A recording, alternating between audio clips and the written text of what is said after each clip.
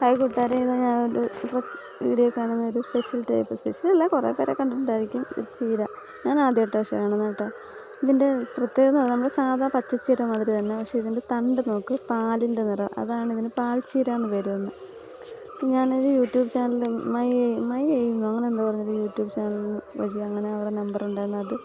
അത് വാട്സപ്പ് ചെയ്തപ്പോൾ അവർ പോസ്റ്റ് വഴി അയച്ചു തന്നത്. നല്ല എല്ലാ വിത്തും കഴിച്ചു, പക്ഷെ കുറച്ച് വിത്തേ ഉണ്ടായിരുന്നുള്ളൂ.